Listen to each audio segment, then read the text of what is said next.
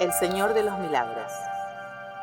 Lo que vamos a contar es una historia real, una que va más allá de las palabras, más allá de lo que la mente puede comprender.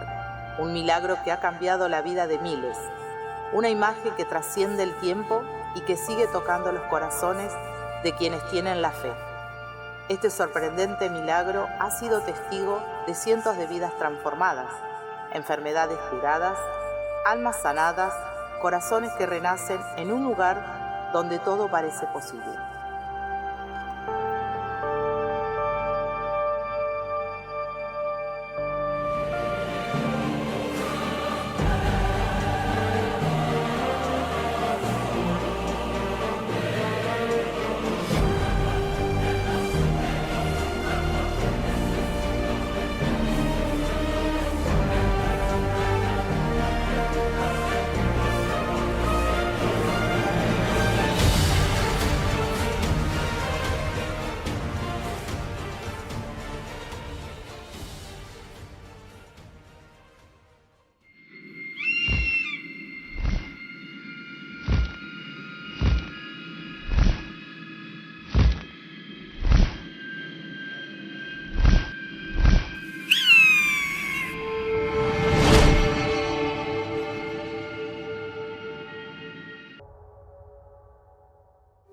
Hola, ¿qué tal? Bienvenidos, ¿cómo están todos? Bueno, hoy les traemos un programa muy milagroso, muy emotivo y real.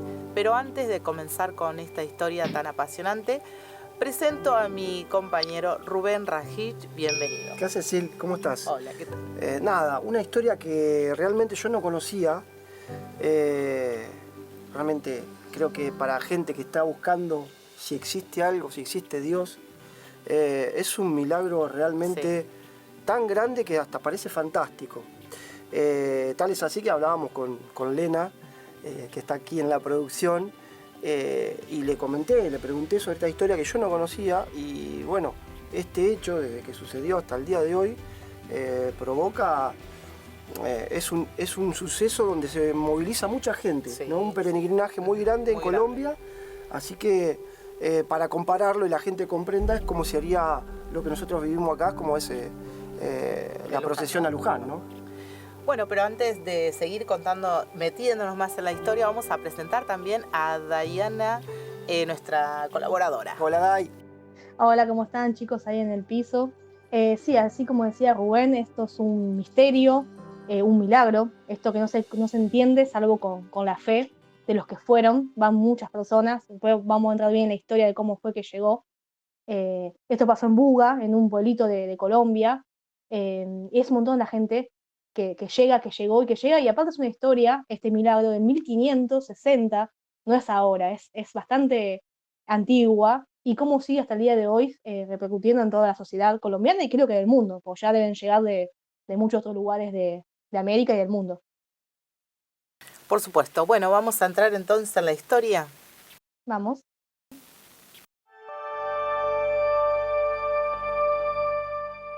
En un pequeño pueblo de Colombia, donde la pobreza marcaba la vida de sus habitantes, vivía una mujer indígena y devota. Su existencia transcurría entre los años 1550 o 1560, tiempo en que ocurrió este milagro. Largas jornadas vivía esta indígena limpiando casas, sembrando maíz y lavando ropa en el río. Cada moneda que ganaba la guardaba con un solo propósito: encargar un pequeño crucifijo de madera a un sacerdote, ya que en aquel lugar no había tiendas donde pudiera comprar uno. Tener la imagen de Cristo en su hogar significaba sentir su bendición y protección en su vida diaria. Año tras año reunió el dinero con esfuerzo y sacrificio. Cada centavo ahorrado era el fruto de su trabajo, de sus manos gastadas y su fe inquebrantable. Cuando al fin logró juntar la cantidad exacta, su corazón rebosaba de alegría. Muy pronto podría tener en su casa el símbolo sagrado de su Señor. Debía encargarlo para que se lo trajeran de Quito, Ecuador. En ese momento su valor era de 70 reales. Es así que lo espera con ansias. Ya al fin había juntado la cantidad para poder tener este crucifijo tan deseado. Una tarde, mientras caminaba por el pueblo, presenció una escena lastimosa. Un vecino suyo, hombre trabajador, estaba a punto de ser llevado preso por una deuda impagable. Su esposa e hijos quedarían en la calle, sin techo ni sustento. El llanto de los niños y la desesperación de la mujer estremecieron el corazón de la humilde mujer. Preguntó cuánto debía aquel hombre, y al escuchar la respuesta, su alma se paralizó. Era 70 reales, exactamente la misma cantidad que ella había ahorrado. Las lágrimas inundaron sus ojos. Sabía cuánto le había costado reunir ese dinero, cuántos días de esfuerzo y privaciones había pasado. Pero ante ella tenía una familia que estaba a punto de perderlo todo. Sin dudarlo, la mujer tomó la bolsa con sus ahorros y la puso en las manos del cobrador. El cobrador, sorprendido, contó el dinero. Era la cantidad justa. Miró a la mujer y luego al hombre, asintiendo en silencio. La familia quedó a salvo. El hombre, entre sollozos, cayó de rodillas y le besó las manos, agradeciéndole entre lágrimas. Pero ella simplemente sonrió con humildad y se marchó. Aquella noche, en la soledad de su hogar, la mujer se arrodilló y oró.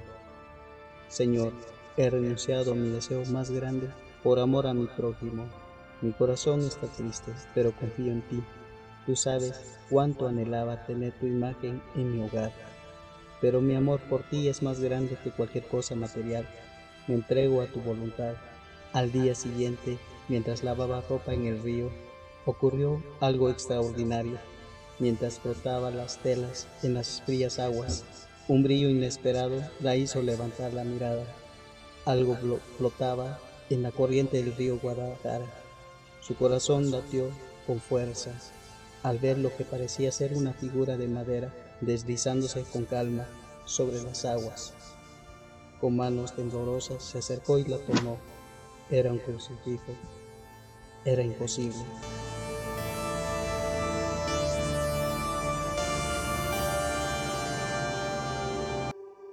Bueno, y bien, chicos, la historia hasta aquí muy, ¿cómo decir, no? Muy emotiva. Por lo menos yo cuando vi la primera vez el video, no puedo evitar de emocionarme muchísimo la historia de esta indígena tan humilde, ¿no? Que yo creo que fue elegida para esta Sí. misión de acá en adelante. Y justamente dijiste vos, elegida, y el cielo, yo encuentro un común denominador. Enseguida se me disparó la Virgen de México, si me recuerdan, la que está grabada, que parece suspendida, la de Guadalupe. Casualmente también contactó a un indígena. Entonces sí, el cielo, sí, Diego, ¿no? siempre, claro, siempre contacta a gente humilde, ¿no? Sí, total. Humilde de corazón. Generalmente estos hechos encuentro ese común denominador, ¿no? Gente humilde. Y de zonas alejadas, viste, como muy, no en la ciudad, muy contaminada, diría yo, sino lugares. Y me pregunta habría que buscar en algún hecho milagroso si alguna vez le ha tocado a algún poderoso, ¿no? Pero realmente desde el comienzo de esta historia, realmente nada, un crucifijo que aparezca de la nada.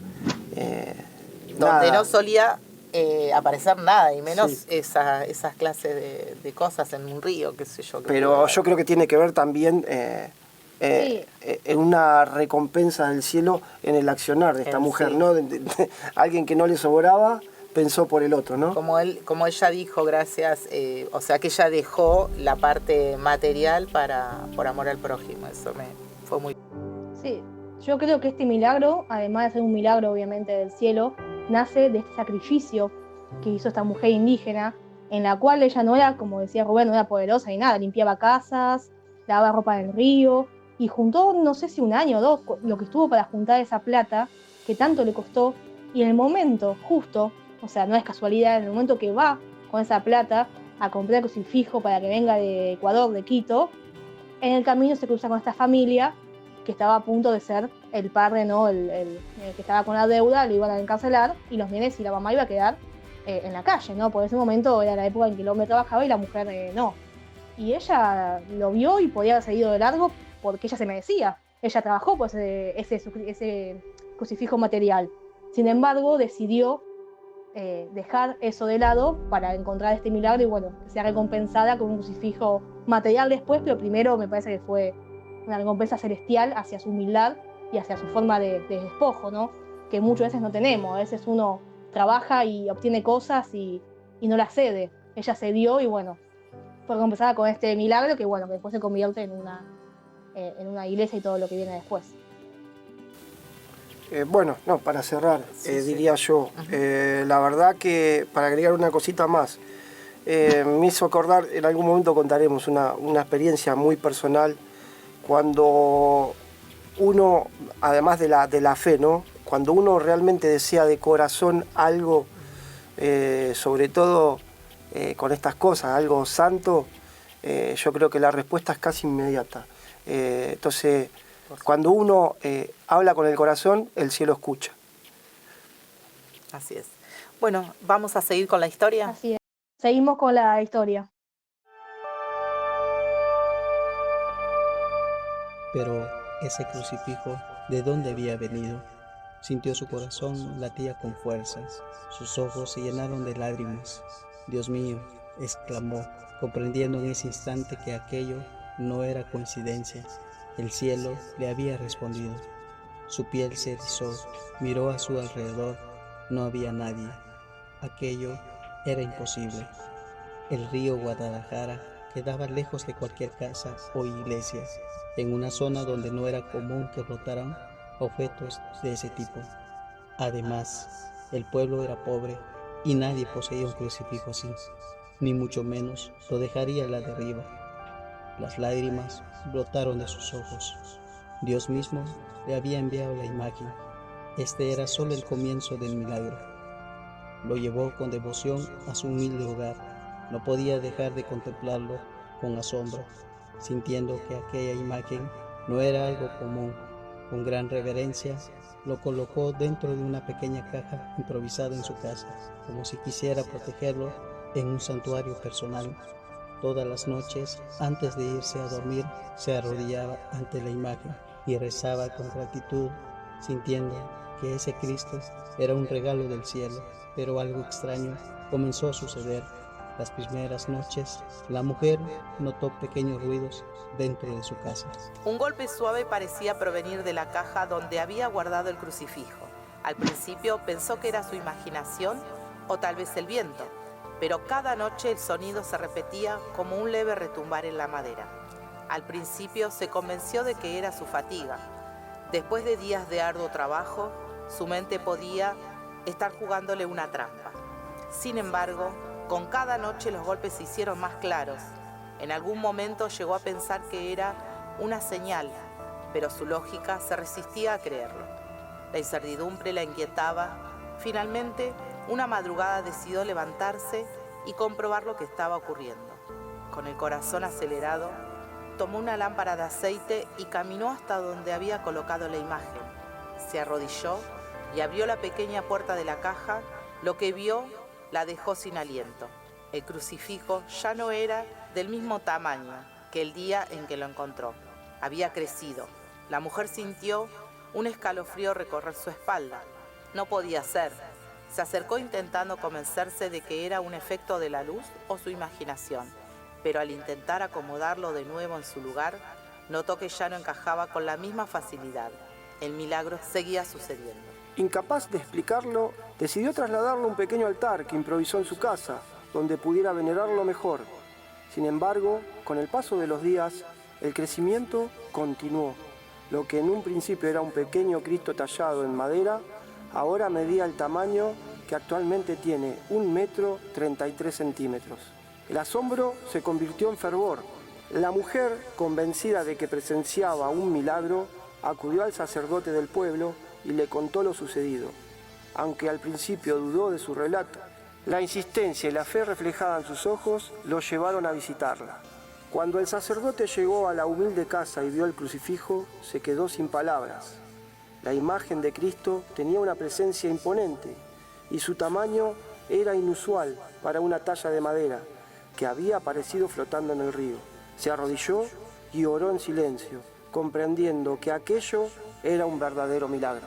Impresionado, El sacerdote tomó la decisión de llevar la imagen a la iglesia del pueblo para colocarla en un altar digno. Sin embargo, cuando intentaba levantarla, el crucifijo, que antes era ligero, se volvió extraordinariamente pesado, como si una fuerza invisible lo anclara al suelo.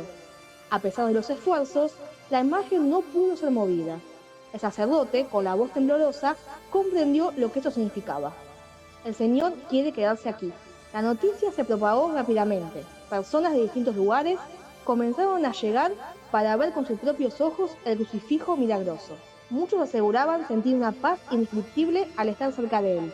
Algunos llegaban enfermos con la esperanza de recibir sanación y con el tiempo se empezaron a contar testimonios de curaciones y favores concedidos. La humilde vivienda de la mujer pronto se convirtió en un lugar de peregrinación. La imagen del Señor de los Milagros de Buga, como comenzó a llamarse, trascendió más allá del pueblo, atrayendo fieles que buscaban renovar su fe y experimentar el poder divino. El sacrificio de aquella mujer humilde fue recompensado con un milagro que cambiaría la historia de su comunidad para siempre. A medida que el Señor de los Milagros de Buga continuaba trayendo más y más peregrinos a la ciudad, la indígena pasó a ser conocida como la primera apóstol del Señor de los Milagros. Su vida cambió para siempre desde el momento en que entregó generosamente el dinero destinado para comprar la imagen de Cristo, para salvar a la familia de su vecino de ser encarcelado. Esa acción de misericordia fue el comienzo de una conexión divina con el Señor que la llenó de su amor y gracia. Durante años, la mujer cuidó la imagen y difundió el mensaje del milagro que había presenciado. Bueno, chicos, no sé a ustedes, pero realmente a mí me impactó la parte del video de cuando siente los golpes suaves y cada vez después un poco más fuerte. Realmente me conmocionó porque nunca había escuchado ni visto referente, ¿no?, a la historia esta. Muy impactante. Desde el comienzo, desde donde aparece, que nadie podía tener un crucifijo, como dice ahí en el texto. Sí. Bueno, dice, bueno, una casualidad, puede ser que se le haya caído ahora, de sentir golpes, que crees que aumente su volumen. No, eso es... Nada, ¿qué más buscar para no creer? Claro, ¿no? sí. Desde el comienzo del relato, estamos llegando a la mitad, todos de signos inexplicables, ¿no, Day? Es así, y que ella misma tampoco había querido entender. Ella escuchaba golpes, Claro. y sin embargo decía, no, es la noche, es algo que está pasando, alguna madera. Ella no, y después lo vio y dijo, no, será. Es como que hasta el último momento ella no creía no quería ser merecedora de ese milagro, porque su milagro llegaba hasta ese punto, hasta decir, bueno, el cielo me recompensó con un crucifijo, listo, ya está, es lo que yo quería. Sin embargo, tenía mucho más preparado para ella. Y lo otro que me llamó la atención a mí, cuando el sacerdote va y se lo quiere llevar, porque como todo iglesia, pero no creo que lo haya hecho de malicia, sino dijo, bueno, me lo llevo a un lugar más sagrado, lo saco de la casa de esta mujer y me lo llevo, y no lo pude levantar. Está bien, medía 1,30 m el crucifijo, pero se hubiese podido levantar si se quisiera. Sin embargo, no lo pudieron levantar y tuvo que quedarse en la casa de esta mujer, y este sacerdote entendió eso. También actuó con un poco de humildad y decir, bueno, esta es el mensaje que quiere quedarse acá, en esta casa. Y bueno, y si faltaba un dato más, empezaron luego las sanaciones, ¿no? Y donde comenzó la historia, que supongo que es un pueblo muy chiquito, Lena. Bueno, nada, como reguero de pólvora, la historia comenzó a crecer y bueno, empezó a llegar gente de todos lados. Nada, es impresionante. Sí, la vida de esta humilde indígena cambió inexplicablemente en ese momento para muchos, para creo toda la población, cuando ella hace este acto de misericordia y entrega al prójimo, obsequiando este dinero, como habíamos dicho ya en el bloque anterior, y de ahí empieza a cambiar su vida, ¿no? Y ya se convierte en la primera apóstol del Señor de los Milagros. Bueno, ¿te parece vamos al otro bloque? Bueno, cómo no. Después de la muerte de la indígena, sucedió un evento extraordinario. El río Guadalajara, que pasaba cerca de la población de Buga, se desvió inexplicablemente de su cauce.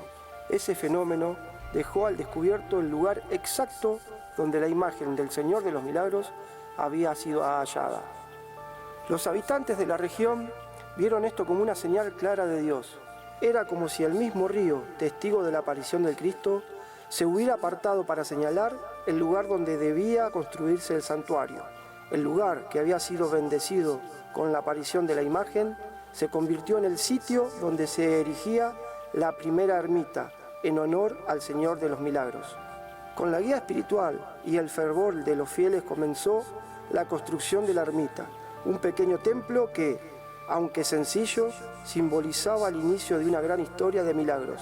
La construcción de la ermita fue un acto de fe y devoción de la comunidad. La imagen del Señor de los Milagros fue colocada en el altar de esta pequeña ermita que empezó a ser visitada por miles de personas que llegaban a Buga en busca de milagros y para rendir homenaje al Cristo milagroso. La fama de la imagen creció rápidamente y con ella la devoción de los colombianos. Buga se convirtió en un lugar de peregrinaje y la historia de los milagros del Señor de los Milagros comenzaron a extenderse por todo el país. Años después, el arzobispo de Popayán, que regía la jurisdicción de Buga en ese entonces, observó con preocupación el estado de la imagen del Señor de los Milagros. La devoción popular había llevado a muchos de los fieles a arrancar pequeños pedazos de la imagen que se llevaron como reliquias, aunque las personas lo hacían con la intención de llevarse un recuerdo sagrado. El arzobispo vio en esto una falta de respeto hacia la figura religiosa, una falta de reverencia hacia lo que era considerado un sacramento. Con esta premisa, decidió ordenar que la imagen fuera arrojada a las llamas para apagar de una vez por todas la irreverencia que algunos veían en las mutilaciones. La orden fue clara y directa. La imagen debía ser quemada públicamente como una forma de purificación. El pueblo entero se sorprendió y se entristeció ante la decisión. Sin embargo, el pueblo no solo amaba al Señor de los Milagros, sino que confiaba profundamente en su poder. Y en ese día fatídico, la comunidad de Buga fue testigo de un milagro que jamás podría haber sido anticipado. En la plaza pública de la ciudad, la imagen fue colocada en un gran fuego. La multitud observaba desconsolada cómo las llamas consumían la figura de Jesucristo. Los momentos pasaban y la angustia crecía, cuando de repente algo extraordinario ocurrió. La imagen no se consumió. De una manera asombrosa, la imagen permaneció intacta. En lugar de ser reducida a cenizas, el Cristo comenzó a reconstituirse frente a los ojos de todos los presentes. Los pedazos que habían sido arrancados por los fieles, las partes que parecían estar irremediablemente dañadas, comenzaron a recomponerse de manera milagrosa. La imagen del Señor de los Milagros volvió a adquirir su forma original, completa, sin ninguna explicación lógica que pudiera ofrecerse. Era un prodigio que desbordaba la comprensión humana. Pero el milagro no terminó ahí.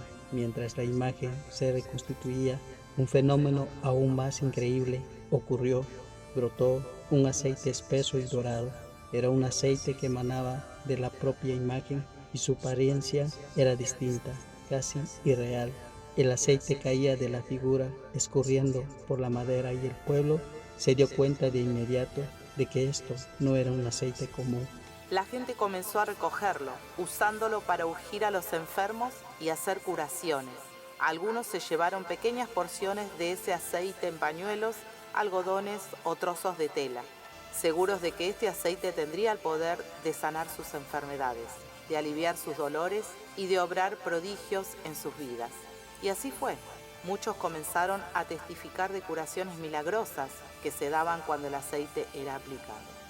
Esto fue una respuesta de amor y misericordia de Dios hacia su pueblo fiel, que había sido probado por la adversidad, pero que nunca había perdido la esperanza.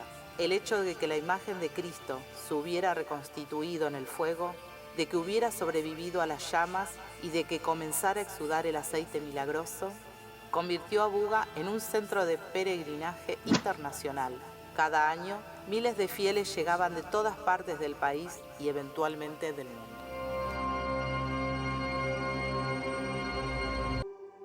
Bueno, y todo empieza a suceder más milagrosamente después de la muerte de esta mujer indígena, ¿verdad, Dai? ¿Qué nos podés más o menos contar de lo sucedido? Claro, ella cuando fallece, a la imagen, el crucifijo que era en su casa, en su pequeña vivienda, donde la gente iba de todas maneras, pero a los pocos días se dan cuenta que el río, donde aparece el río Guadalajara, donde apareció este crucifijo, se desvía, dejando una zona medianamente seca. Entonces el mismo pueblo es el que entiende que es otro milagro, dentro de los milagros, que tiene que llevar ese crucifijo hacia ese lugar.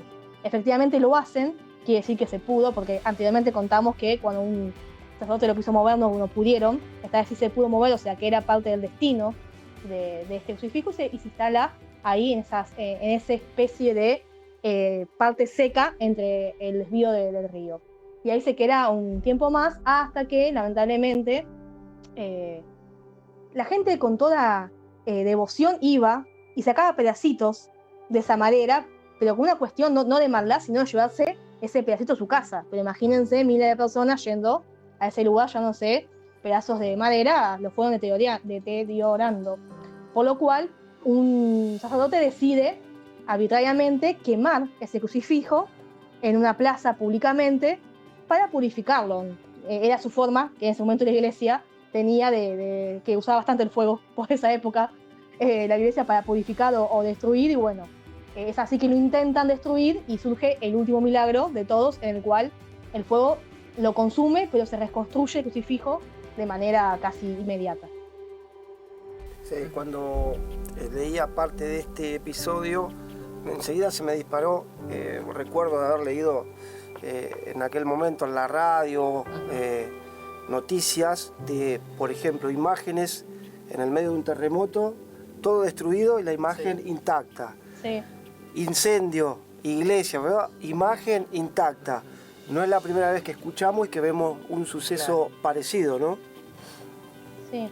No, y también es que el pueblo mismo, dice el informe, fue el que confió en que esto iba a pasar. Fue parte también de la fe del pueblo, que creía en este milagro más allá de todo, y creo que ellos mismos pensaban que o que no se iba a quemar o que se iba a reconstruir. Hubo una fe colectiva ahí que permitió que este milagro vuelva a suceder una vez más. Ya vamos por el quinto, entre que apareció, creció, no se pudo mover, ahora que se abren las aguas, después lo queman y sobrevive. Bueno, son varios milagros dentro del milagro mayor. Totalmente, y no nos olvidemos de la parte después de ser quemado, reconstruido, el aceite que larga, ¿no?, la cruz, donde empiezan verdaderamente más milagros, siempre continuados, donde la gente empieza a agarrar los algodoncitos, tela, lo que tengan a mano, empapar con ese aceite y hacer curaciones.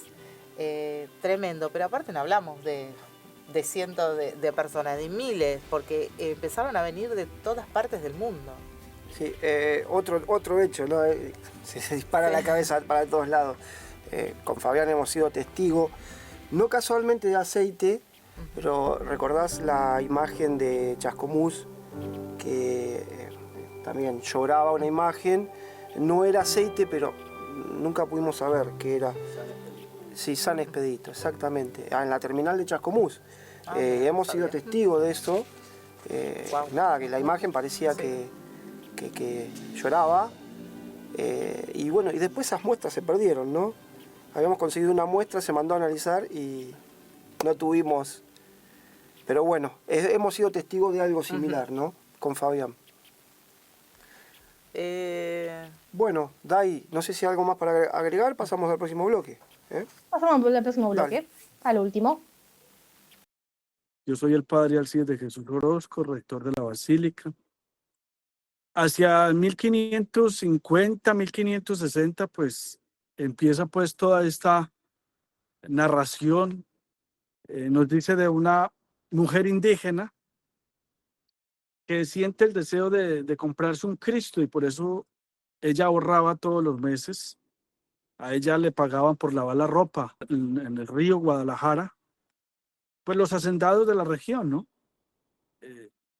Ella pues ya tenía en el corazón el deseo de tener un Cristo de madera en su casa, como todo bien buen creyente cristiano católico, tener un Cristo.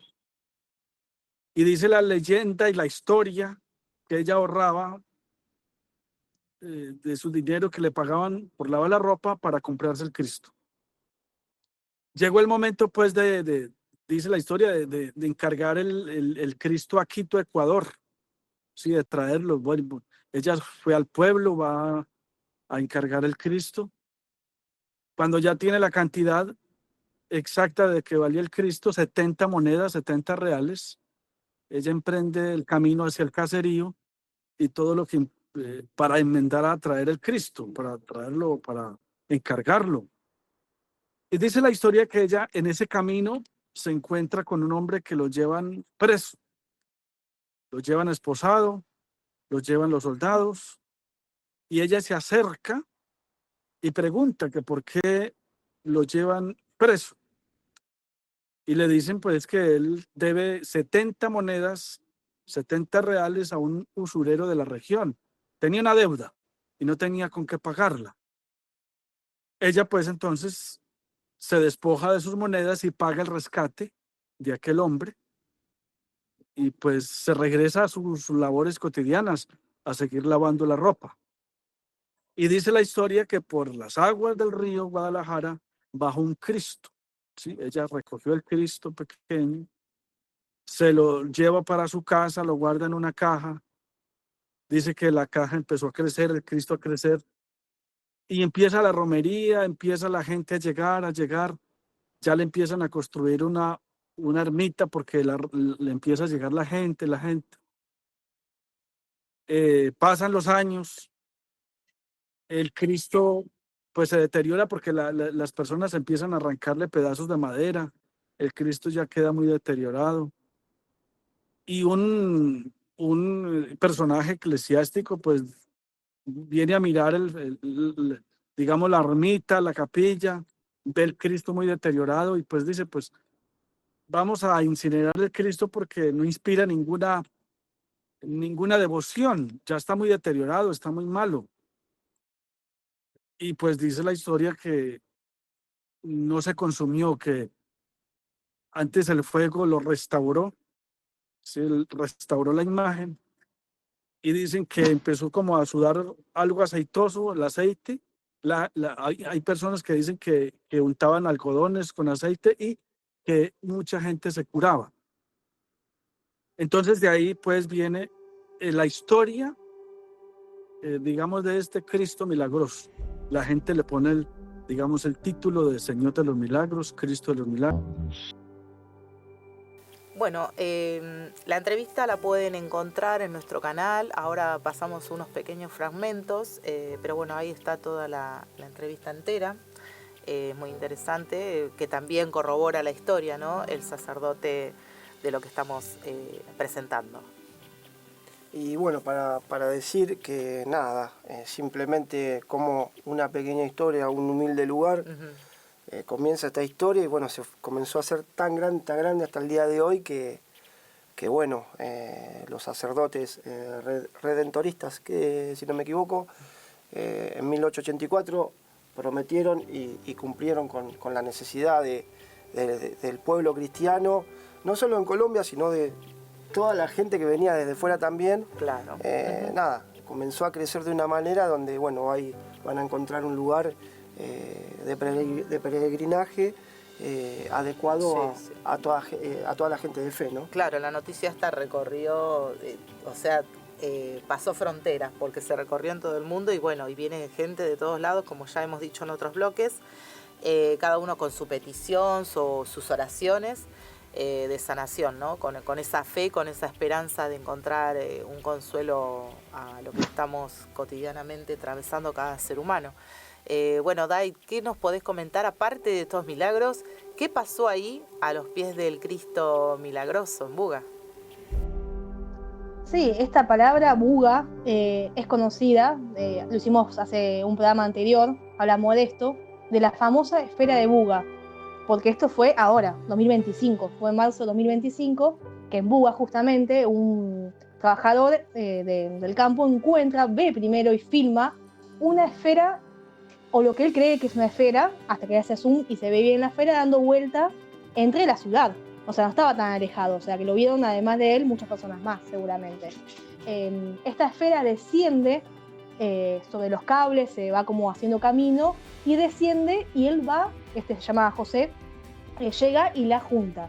Él cuenta más adelante que cuando la levanta tuvo náuseas, tuvo vómitos, o sea que ya sentía que algo extraño había, no era una esfera, no era un dron, como podía haber sido tranquilamente. En esta época puede haber cosas volando que sean humanas.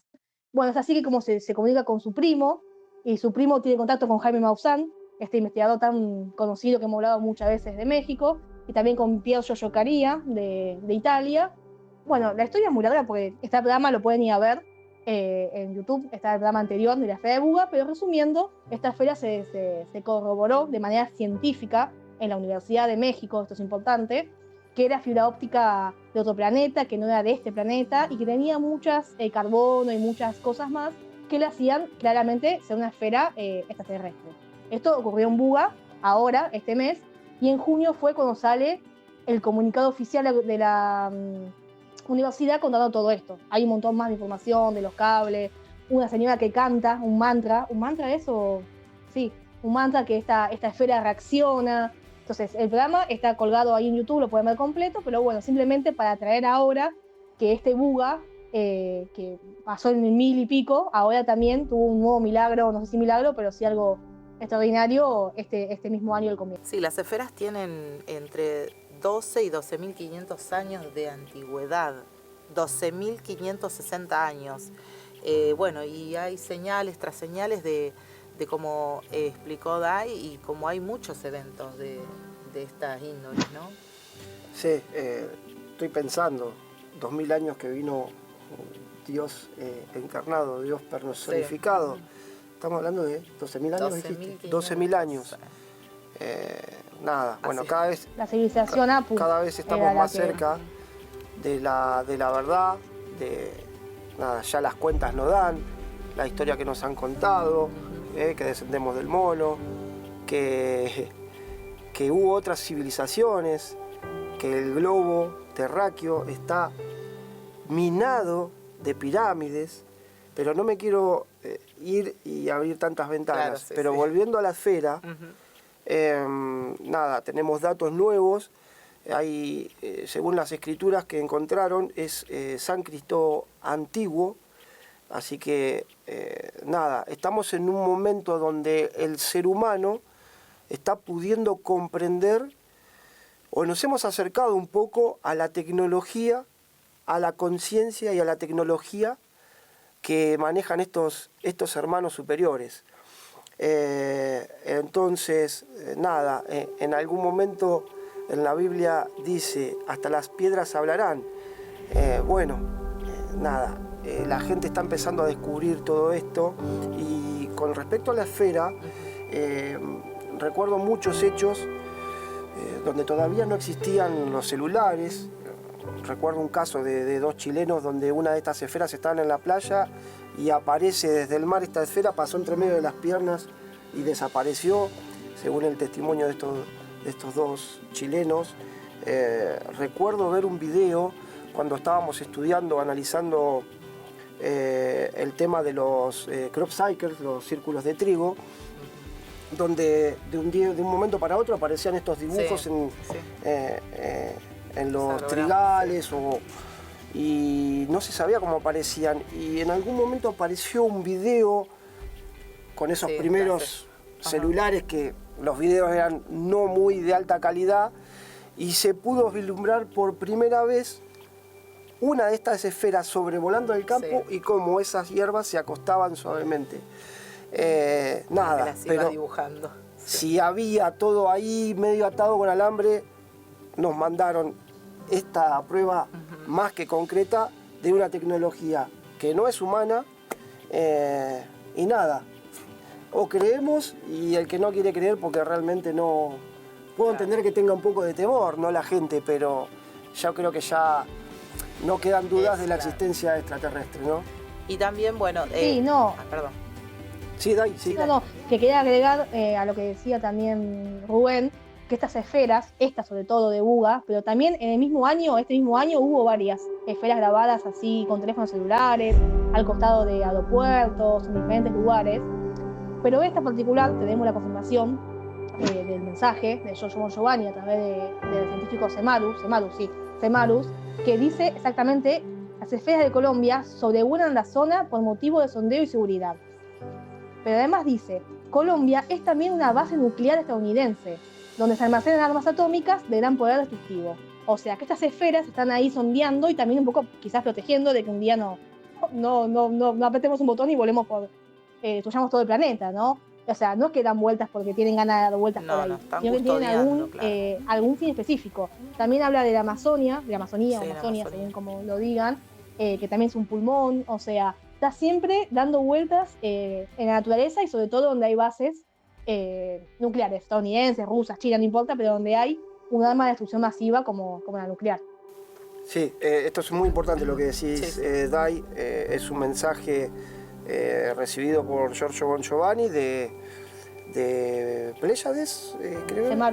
Semarus. Bueno, y reconociendo que esta tecnología pertenece a ellos y que en especial, como dijiste vos, todos los lugares críticos del globo, cuando digo críticos, es la presencia de esta terrible energía que hemos descubierto, que no la sabemos manejar, pero estamos obstinados en manejarla y que va a destruir todo si seguimos insistiendo con esto. Todos esos puntos críticos están siendo observados por nuestros hermanos mayores. Tal es así como el caso de represas con esta energía, donde se ven muchos avistamientos. Bueno, es por esto, porque están observando que no nos mandemos ninguna macana más. No van a permitir que destruyamos el planeta, ¿no? Mayor de la que estamos haciendo, por eso. Ellos están tratar de evitar de que no se dispare, y bueno, el planeta más que nosotros mismos. Nosotros, bueno. El planeta y el universo, porque recordemos los mensajes que escuchamos de que la energía nuclear destruiría no solamente el planeta, sino muchas cosas más del universo o de la misma Vía Láctea. Por eso la preocupación, no solamente del planeta, sino de cosas ajenas a nosotros que también explotarían con esta energía nuclear, que no se lo merece, nadie se lo merece igual. Pero bueno, también protegen un poco más el espíritu colectivo. Sí, por eso, bueno, decimos y volvemos a reiterar que estos seres que nos visitan no están por casualidad, sino por lo que estamos explicando, por los mensajes siempre reiterativos de Giorgio, y los programas que hemos hecho, ¿no? Que hemos hecho varios con referentes a ellos, que nos están custodiando, no porque somos divinos y buenos, sino porque estamos haciendo terribles desastres.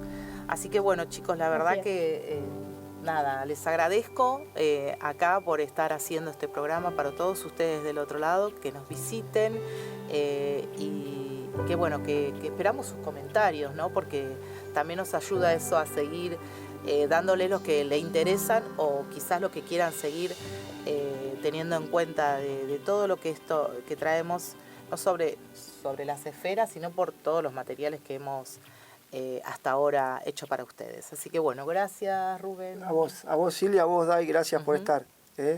Un abrazo grande ahí y nada, bendiciones. Muchas gracias a los dos, a producción, a Fabi, a Elena, a José, a todos los que participamos de este programa. Y bueno, volver a recordar que vean tanto la entrevista que está en YouTube, como también el programa anterior de la Esfera de Buga, que se conecta directamente con este milagro, como para cerrar y entender todo el contexto en general. Así que bueno, muchas gracias a todos y nos vemos en el próximo programa.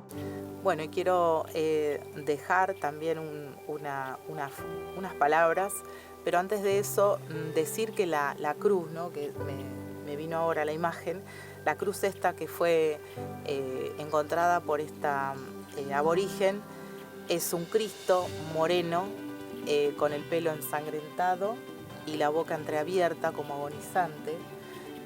Así que bueno, es una imagen como muy llamativa para la humanidad, para que vean reflejado el sufrimiento que Él vino a pasar acá por nosotros.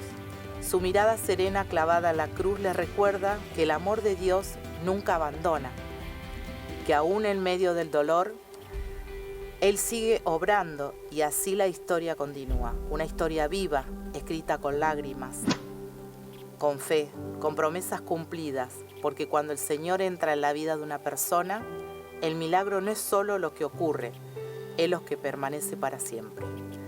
Bueno, gracias y no se vayan porque ahora dejamos a Giorgio que nos dice con sus palabras lo que significa ser cristiano. Hasta la próxima, la voz en off de Elena. Gracias y no se olviden, de suscribirse, compartir, dar me gusta y tocar la campanita para que los próximos programas estén notificados que vamos a estar al aire. Hasta la próxima. Chao.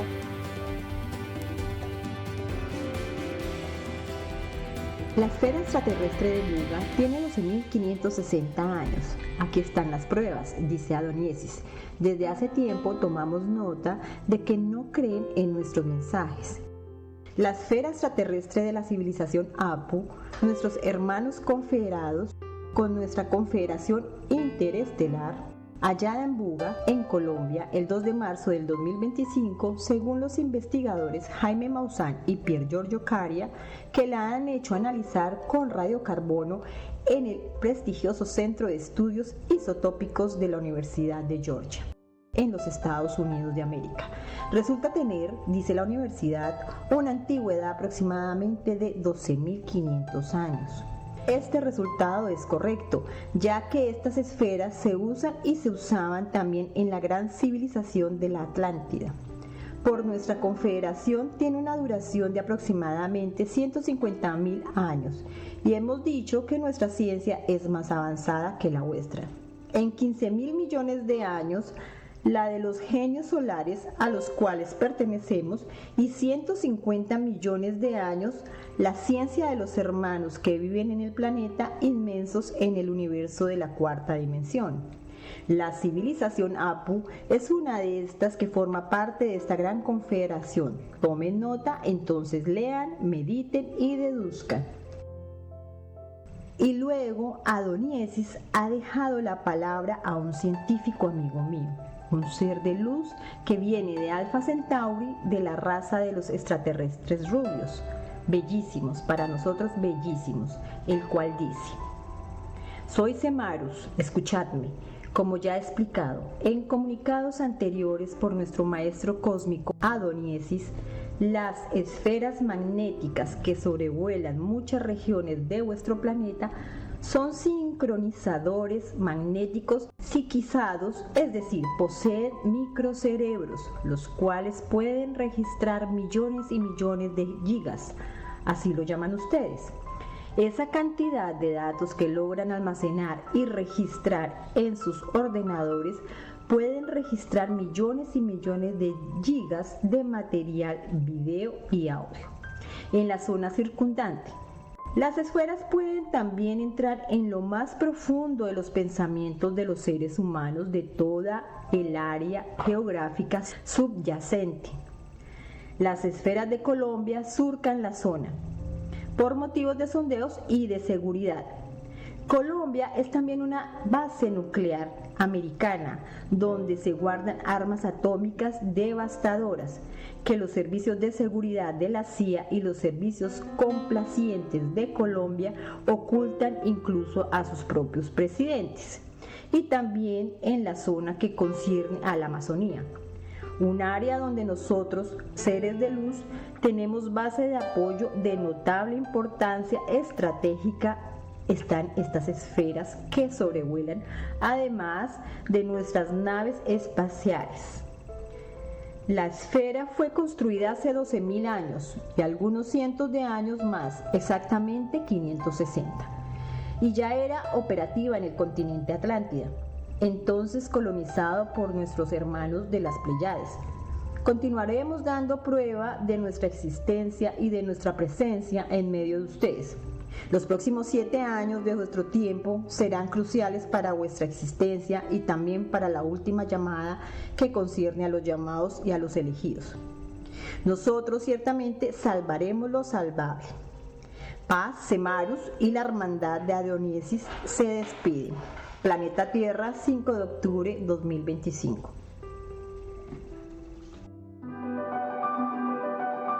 Cristiano significa seguir al Cristo, amar al prójimo, buscar la justicia para los demás y no para sí mismo, defender a aquellos injustamente perseguidos, los débiles, los niños, y cuando te persiguen a ti, no decir nada, como lo hizo el Cristo. Cristiano significa no poseer nada y trabajar para el despertar de las almas de los demás. Cristiano significa no aceptar compromisos y denunciar el mal a donde sea, también si está en tu casa, en tu iglesia, decirlo para cambiarlo. Cristiano significa perdonar al próximo que te hace un daño, a ti, pero no perdonar a aquellos que aplastan y aniquilan a los débiles. Trabajar para pararlos. Para mí significa esto cristiano. Cristiano significa esperar la segunda venida de Cristo y creer en el nuevo reino, y que al final Él será su gloria por su reino.